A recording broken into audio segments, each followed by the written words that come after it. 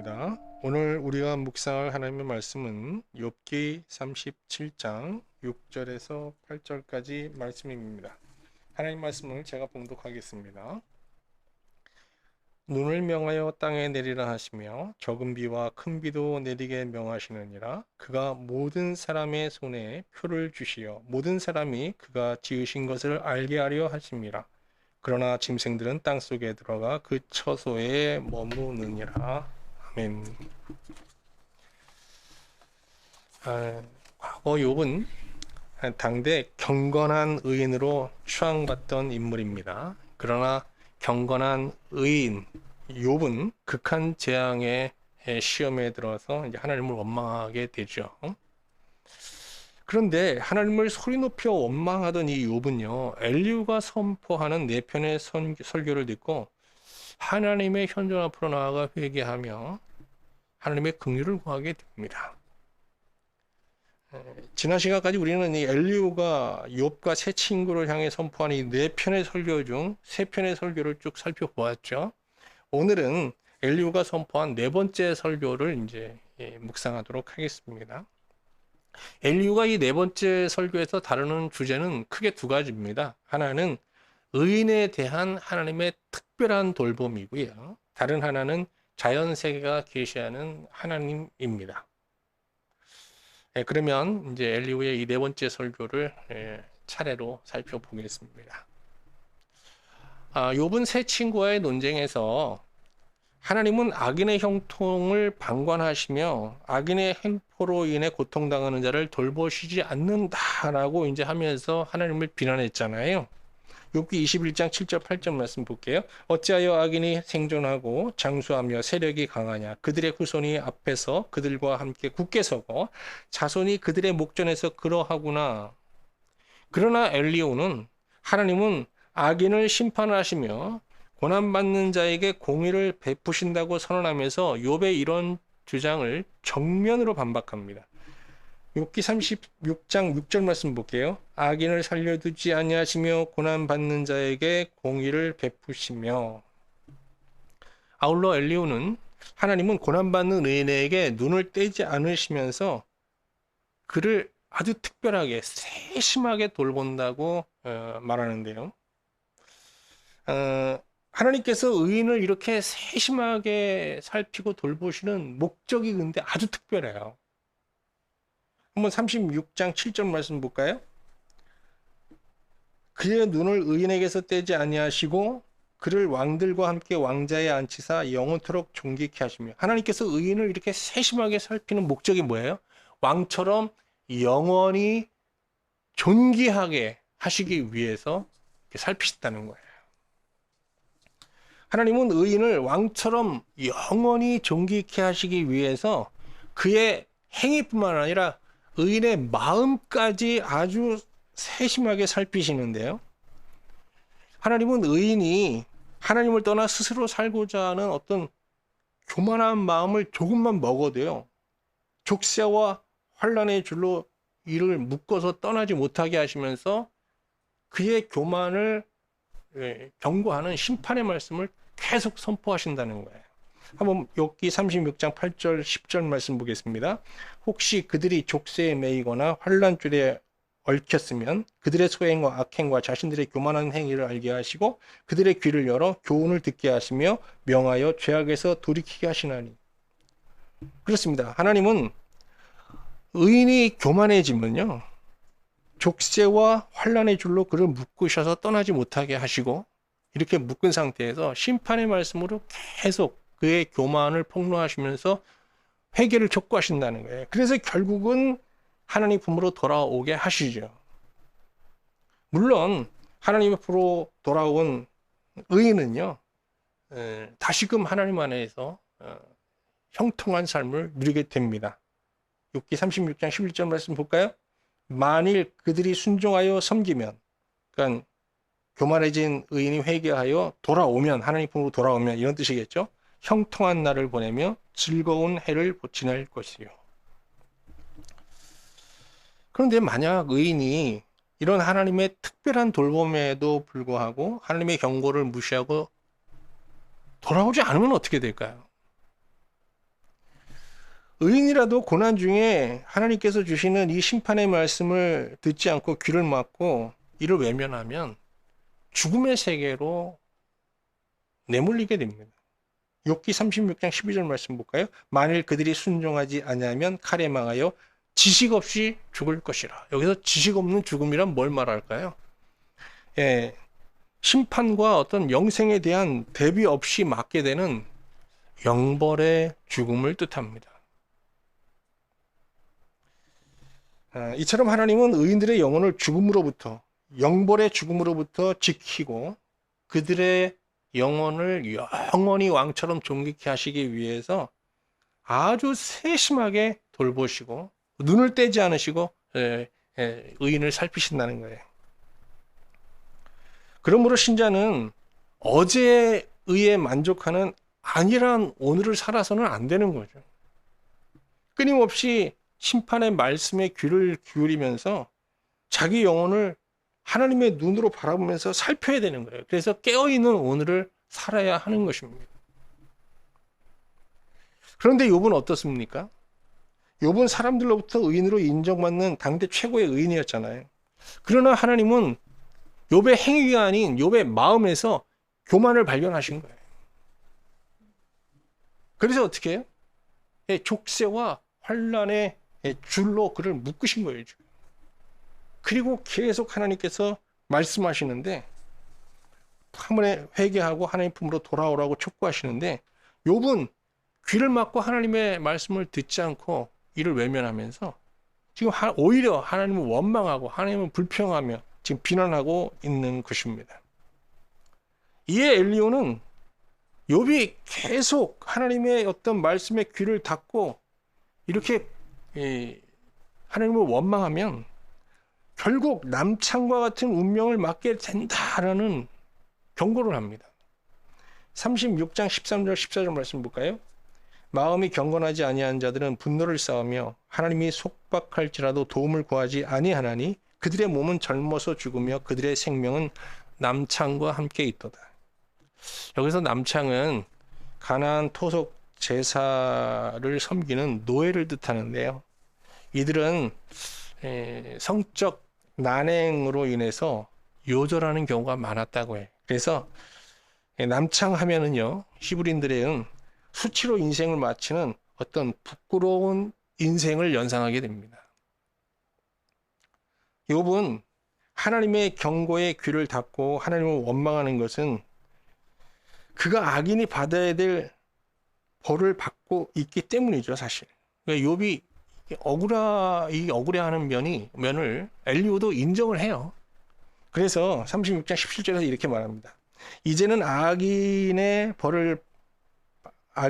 받을 벌이 그들에게 가득하였고 심판과 정의가 그들을 잡았구나. 근데 하나님께서 이렇게 욥은 억울해하지만 하나님께서 욥을 지금 징벌하는 이유는 분명해요. 그가 행위적으로는 완전하지만 그의 마음은 교만으로 가득한 상태에 있었거든요. 하나님께서 이렇게 엄격한 잣대로 욥을 지금 심판하시는 이유는 그를 질투하고 시기하기 때문이 아니고요. 사실 그를 사랑하기 때문입니다. 하나님에게 마음이 떠난 상태에서 행위적으로 완전한 욥은요, 심리적으로 이혼 상태에 있는 아내와 다를 바 없는 거예요. 하나님은 결코 이런 관계에 만족하지 않으십니다. 우리도 마찬가지거든요. 우리가 몸으로는 행위로는 하나님을 잘 섬기지만 마음은 세상을 바라보고 있다면 하나님은 이 관계에 만족하지 못하시는 거예요. 그러므로 신자는 늘 하나님을 향한 자신의 마음을 살펴야 되는 거거든요. 경건한 신자가 자기 마음에서 살펴야 될 것은 자기를 높이고 사람의 영광을 구하는 교만과 하나님보다 세상을 더 사랑하는 정욕이에요. 이 교만과 정욕의 이 정욕이 내 마음 안에 들어와 있는지 계속 점검해야 되는 거거든요. 하나님은 신자가 범하는 교만죄를 특히 아주 가증히 여기시고 분노하십니다. 누가복음 16장 15절 말씀 볼게요. 예수께서 이르시되 너희는 사람 앞에서 스스로 옳다 하는 자들이나 너희 마음을 하나님께서 아시나니 사람 중에 높임을 받는 그것은 하나님 앞에 미움을 받는 것이니라. 이처럼 엘리야는 네 번째 설교에서 욥이 귀를 닫고 듣지 않으려고 하고 또 듣고 싶어 하지 않는 하나님의 말씀을 지금 가감없이 전하고 있잖아요. 엘리야가 고난 중에 있는 욥에게 전하는 하나님 말씀은 그의 교만을 폭로하며 회개하고 하나님의 품으로 돌아오라는 것이었어요. 이어 엘리야는 자연을 통해서 하나님을 계시하면서 하나님을 떠나 있는 욥의 마음을 하나님 앞으로, 하나님의 현존 앞으로 인도하게 됩니다. 과거 고대인들은 자연 활동을 이제 신의 활동으로 보았어요. 그러나 과학 이성 시대를 사는 현대인들에게 더 이상 자연 활동은 신의 활동으로 이제 간주하지 않죠.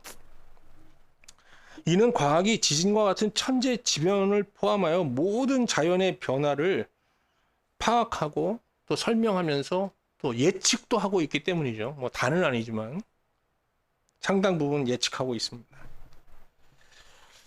그럼에도 불구하고 이 자연 안에는요, 인간이 넘볼 수 없는 엄청난 지혜가 담지되어 있잖아요. 뭐 인간의 지혜를 땅의 지혜라고 하면 자연이 품고 있는, 담지하고 있는 지혜는 정말 하늘의 지혜라고 할 만큼 그 차이가 엄청납니다. 사실 이 자연이 담지하고 있는 하늘의 지혜는 창조주의 존재와 권능과 그 지혜를 지금 반사하고 있는 거잖아요. 이를 신학에서 자연 계시라고 하는 거예요. 물론 하나님의 창조를 믿지 않는 자에게 자연 계시는 무용합니다. 그들에게 자연은 그냥 자연일 뿐인 거예요. 그러나 하나님의 창조를 믿는 자들에게 자연은 하나님의 권능과 지혜를 반사하는 거울과 같은 것이거든요.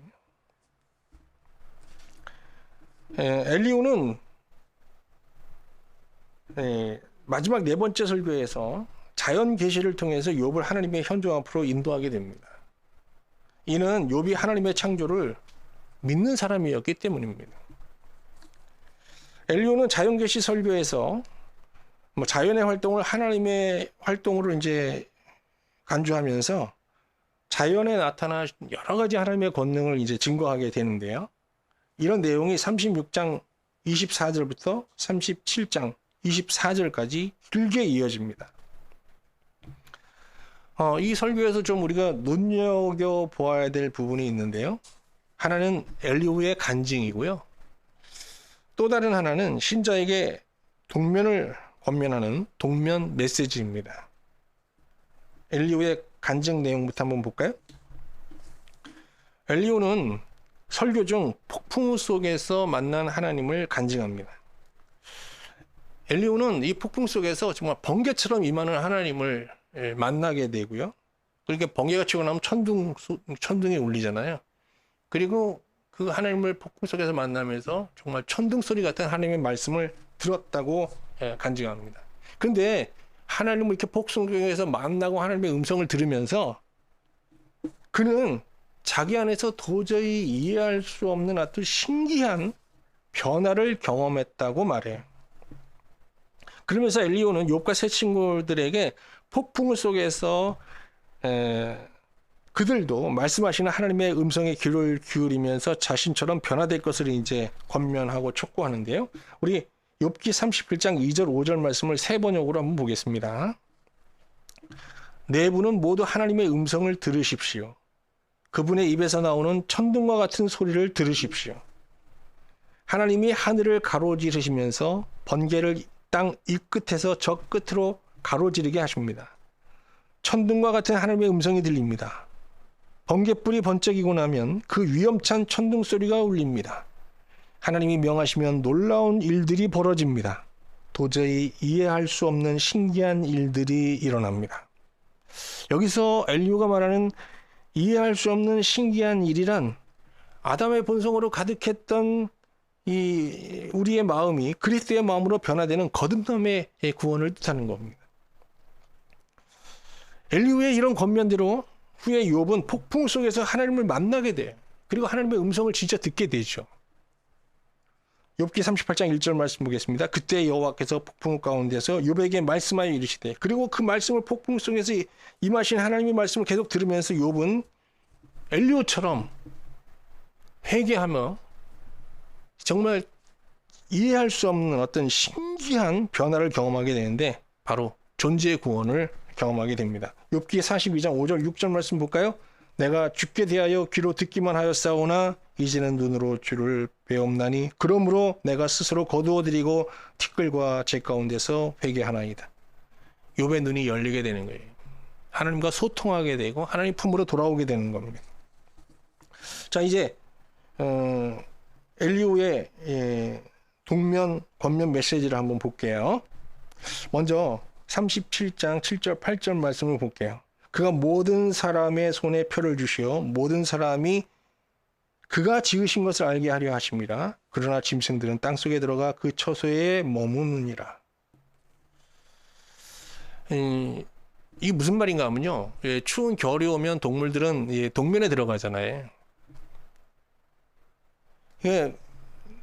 마찬가지로 하나님께서 인간에게도 이렇게 동면의 시간을 강요하신다는 거예요. 여기서 하나님께서 사람의 손에 표를 주신다는 것은 일을 못하도록 손발을 묶는다는 뜻입니다. 그래서 하나님께서 일을 못하도록 우리에게 때로 손발을 묶는데요. 그때 우리는 일을 멈추고 자기를 지으시고 이 세상을 섭리하시는 하나님을 기억하고 하나님을 찾아야 된다는 거예요.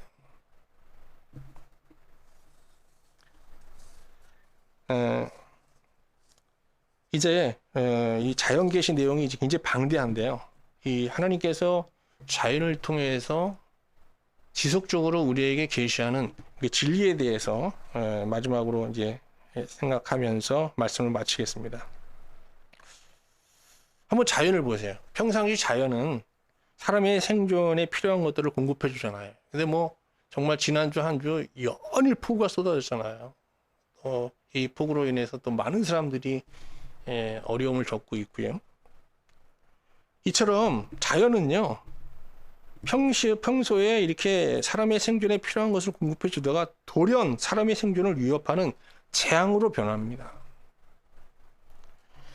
무신론자들은 뭐 이런 자연의 변화를 다 우연으로 이제 치부하죠. 그러나 창조주 하나님을 믿는 신자들은 복과 재앙이 반복되는 이 자연 현상을 우연으로만 받아들이지는 않습니다. 하나님은 이 자연 활동을 통해서 자기 백성들이 명심해야 될 어떤 진리를 지속적으로 계시하고 계신데요. 하나님께서 이런 변화무쌍한 자연 활동을 통해서 계시하는 진리는 크게 세 가지입니다. 가장 첫 번째 진리는요, 이 세상은 창조되었다라고 말씀하시는 거예요. 하나님께서 자연 활동을 통해 계시하는 첫 번째 진리는 창조입니다. 로마서 1장 20절 말씀 볼까요? 창세로부터 그의 보이지 않는 것들, 곧 그의 영원하신 능력과 신성이 그가 만드신 만물에 분명히 보여 알려졌나니 그러므로 그들이 핑계하지 못할지니라. 자, 여기 마이크가 있어요. 이게 마이크가 저절로 만들어진 걸까요? 우연히 만들어진 걸까요? 누군가 만든 걸까요? 여러분, 이 마이크를 만드는 제조 과정을 보지 못하셨잖아요. 그러나 우리는 이 마이크에 담겨있는 지혜를 보면서 이건 누군가 만들었다는 걸 확신하게 되잖아요. 오늘 이 세상의 피조물에는 어마어마한 지혜가 담지되어 있어요. 진화론자들은 이것을 우연히 이루어진 거라고 얘기하지만 그 설명은 참 빈약하기 이를 데 없습니다.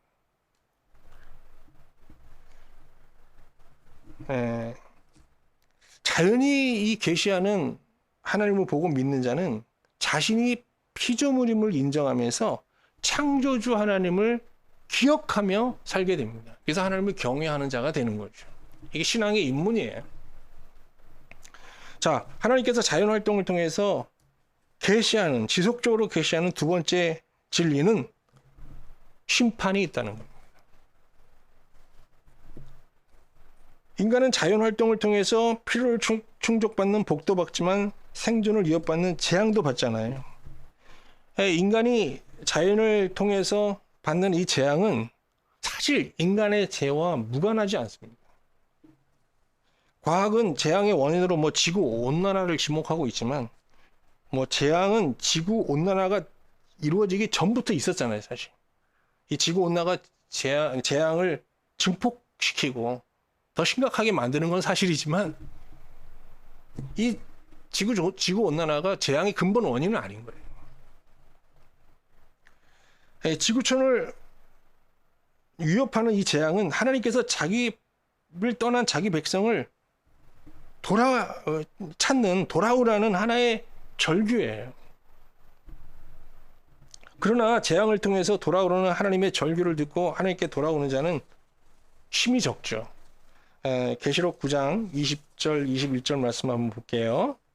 이 재앙에 죽지 않고 남은 사람들은 손으로 행한 일을 회개하지 아니하고 오히려 여러 귀신과 또는 보거나 듣거나 다니거나 하지 못하는 금, 은, 동과 목석의 우상에게 절하고 또 살인과 복술과 음행과 도둑질을 회개하지 아니하더라. 하나님께서는 이렇게 자연 활동을 통해서 때로 이 세상에 이제 재앙을 내리시면서 이 인생에는 하나님의 심판이 있고 그래서 그 심판을 경고하시면서 이제 회개를 촉구하시면서 이제 돌아오라고 말씀하시는 건데요.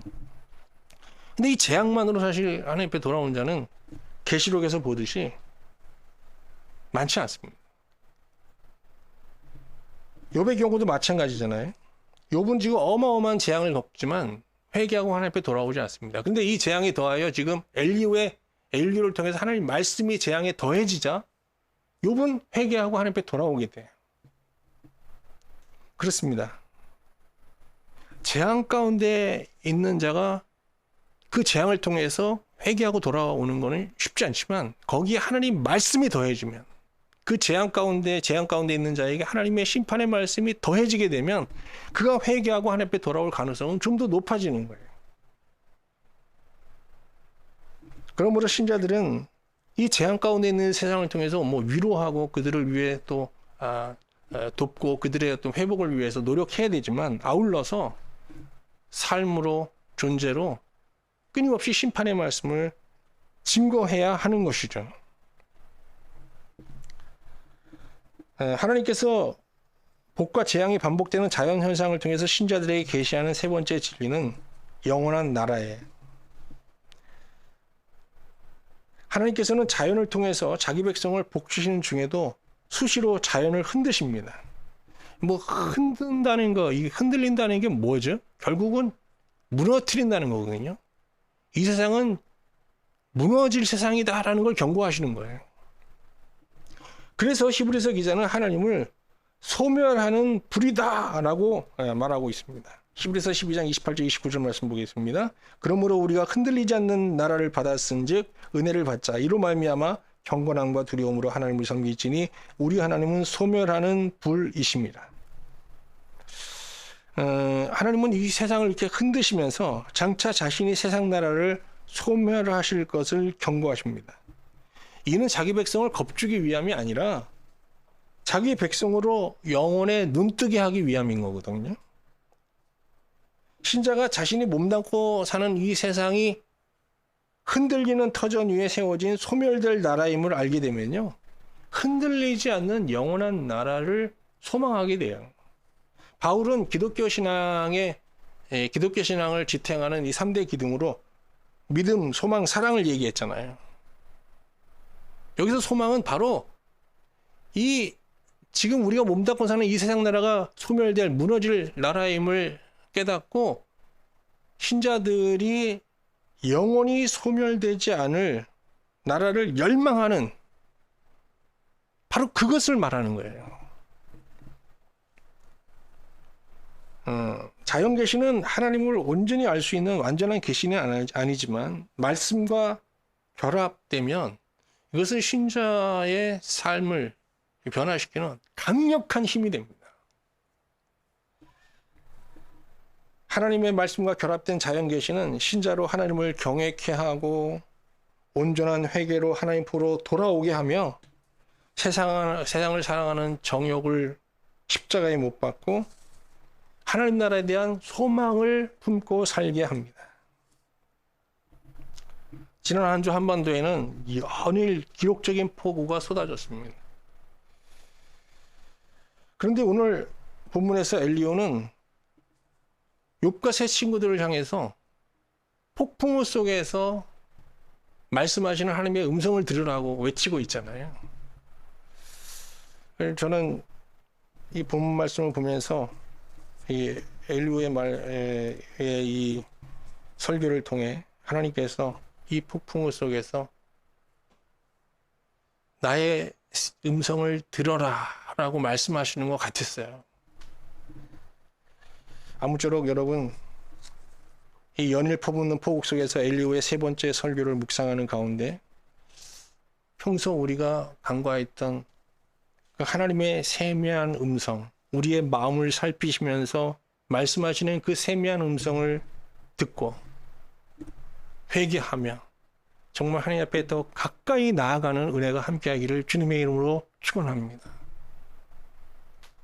우리의 행위에 대한 말씀이 아니라 하나님의 세미한 음성은 하나님께서 우리의 눈을 떼지 않고 우리 마음을 보시면서 발견한 교만과 정욕들인 것.